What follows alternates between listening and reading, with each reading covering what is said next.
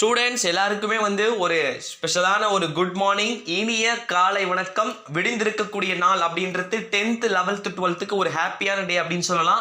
ஏன் அப்படின்னு பார்த்தீங்கன்னா, வீடியோக்குள்ளே போகிறதுக்கு முன்னாடி வீடியோ ஃபுல்லாக பாருங்கள். நான் இப்போ இந்த வீடியோ பார்க்குற ஒவ்வொரு ஸ்டூடெண்ட்ஸுக்கும் ஒரே ஒரு மோட்டிவேட்டோட ஸ்டார்ட் பண்ணிடலாம். கண்டிப்பாக நீங்கள் பாஸ் பண்ணுவீங்க. கண்டிப்பாக 100% ஷோராக சொல்லுவேன்னா, ஒவ்வொரு ஸ்டூடெண்ட்ஸும் 100% தேர்ச்சி அப்படின்றத நான் மீண்டும் மீண்டும் அழுத்தம் திருத்தமாக சொல்லுவேன். ஓகே ஸ்டூடெண்ட்ஸ், வாங்க வீடியோக்குள்ளே போகலாம். 10th 11th 12th நம்ம 10th-ஐயும் ஃபினிஷ் பண்ணிட்டோம், 12th-ஐயும் ஃபினிஷ் பண்ணிட்டோம். A to Z எல்லா மெட்டீரியல்ஸ், எல்லா கைடு, எல்லா PTA questions set by set, அதுவும் ஒரு சப்ஜெக்ட்டுக்கு 5 செட் ஆன்சர் வித் கீயோட நம்ம அப்டேட் பண்ணிட்டோம், அப்லோட் பண்ணிட்டோம்.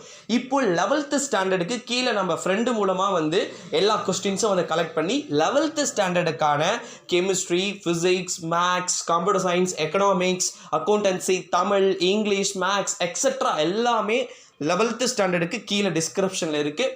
போயிட்டு கிளிக் பண்ணிவிட்டு எது தேவையோ நீங்களாவே மேலே கீழே மெட்டீரியல்ஸ் இருக்குது, கைடு இருக்குது. 2020 2022 கைடெல்லாம் பிரித்து இருக்குது.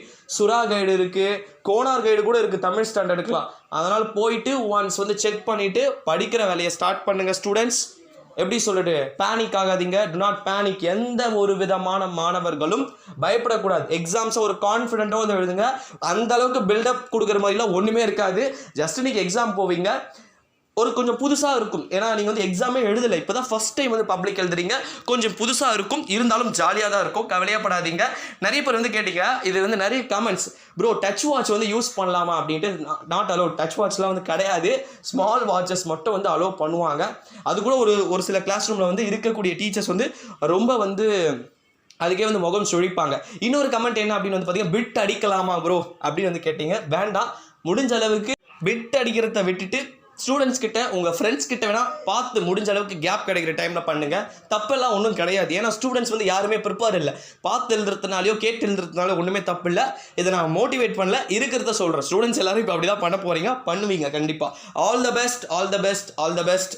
நம்ம நெக்ஸ்ட் ஆஃப்டர்நூன் வீடியோவில் சந்திப்போம். நன்றி, வணக்கம்.